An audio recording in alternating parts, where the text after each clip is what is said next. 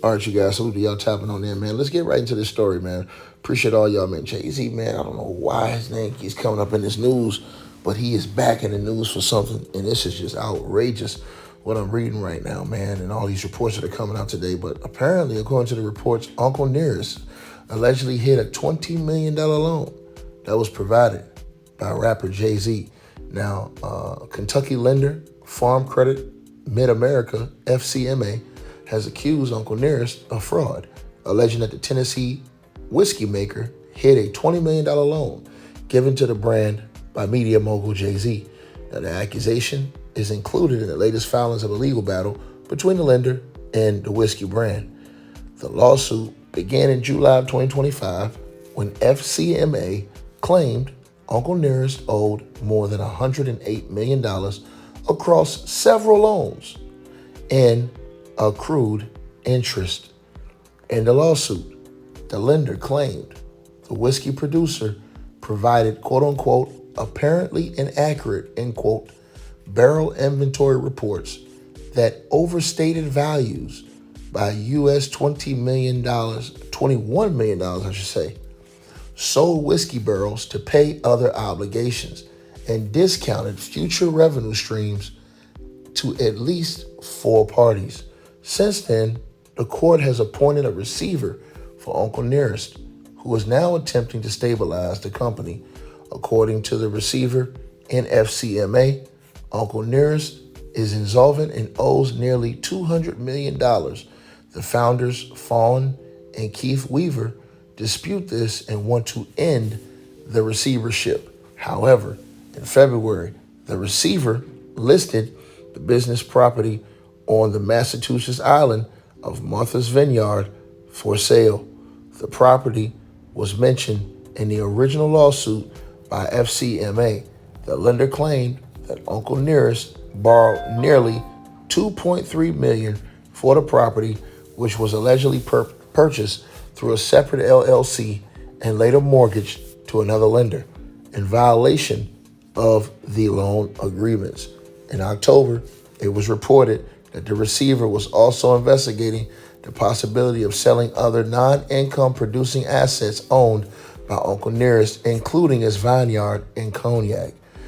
U.S. District Judge Charles E. Ashley Jr. is expected to rule soon on the state of the receivership, as well as on an emergency motion to sell the home on Martha's Vineyard. The bank said it supports not only continuing the receivership, but expanding it to include 7 Weaver-owned companies that Cumming-led assets with Uncle Nearest, including the disputed $20 million transaction said to have come from Jay-Z. FCMA's new filings claim the Weavers have egregiously mischaracterized the disputed $20 million transaction and how much the bank knew about those details. According to FCMA, Fawn Weaver told the lender the U.S. $20 million loan from a Grant Sidney, one of the Weaver's companies. In fact, it came from an outside source, MP10 LLC, sometimes referred to as Marcy Penn, a venture capital firm formed in late 2024 and owned by Jay-Z, Jay Brown, Larry Marcus, Robbie Robinson, and Dorita Robinson. The Weaver parties attempt to imply incorrectly that FCMA was in no way misled at the time. FCMA was considerably misled, the bank said. According to the court filings, the accounts used to move the investment were not known to the bank or the receiver until recently. Whatever protestations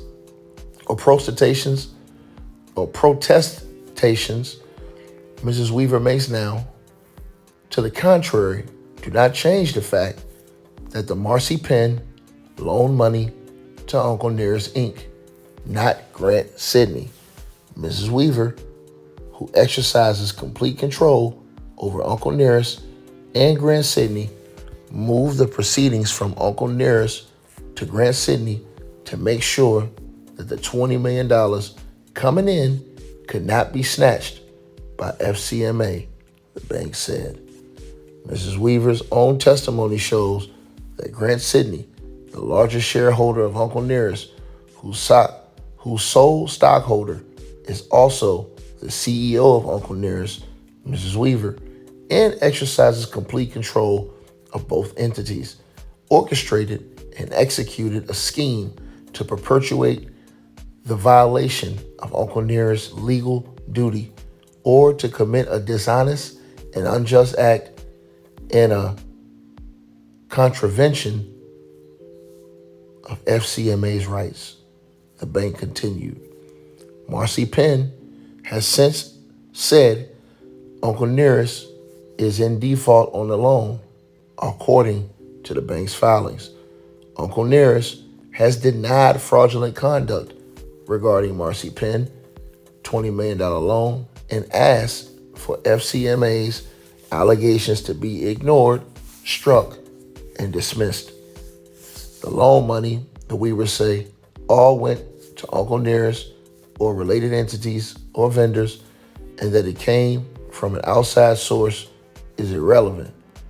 No fraud by Grant Sidney has been alleged with the particularity required for a federal pleading.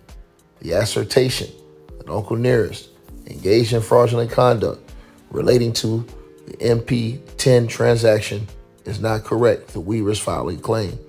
The bank has also pointed to a payment of $130,000 made by another contested Weaver company, Shelbyville Grand, as another example of commingling in this case, a transfer of funds disguised as storage payments due.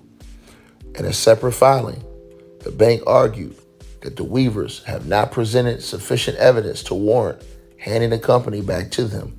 In January, the Weavers filed a civil lawsuit against the company's former chief financial officer, Michael Sinaski, alleging that the former employee abused his position by altering invoices to make vendor payments look settled while redirecting money to entities he controlled. They also allege he forged stock transfer documents using Fawn Weaver's equity without her knowledge or consent, resulting in severe personal and financial harm. Furthermore, the complaint asserts Sinaski abused his financial authority to divert funds, hide liabilities, and manipulate financial systems while portraying the company as financially healthy during a key growth period. The Weavers claim this information remained hidden for years and only came to light after Sinaski's departure in late 2024.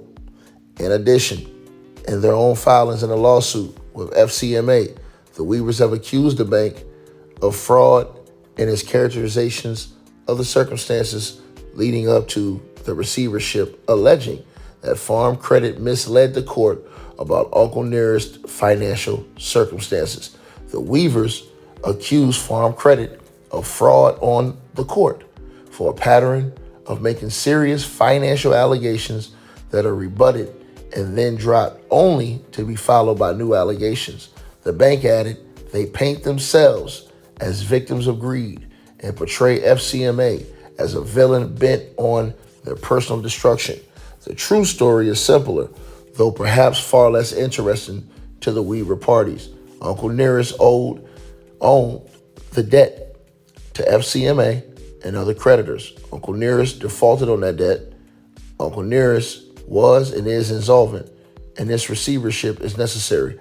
According to the filing, the Weavers defaulted on the loans 20 times before the bank sued and asked for receivership. Man, what in the world is going on with this situation surrounding the Weavers, Uncle Nearest, and Jay-Z and Marcy Penn? What is this? You guys let me know what y'all think, man. This is all in the news today, man. I don't know what's going on, man. Y'all gonna have to let me know what y'all feel about this. Like, share, and subscribe, man. This is some big type of business stuff going on, and this is, I don't know how this is going to end. I'm going to pay attention to see how this pans out right here, because this is a big one right here, man. They're trying to say that, this is outright illegal, to be honest with you, if it's true, which it, hasn't been proven true in a court of law. But y'all let me know what y'all think. Hope you guys enjoyed the video. Make sure y'all click those links below. Subscribe to the podcast show.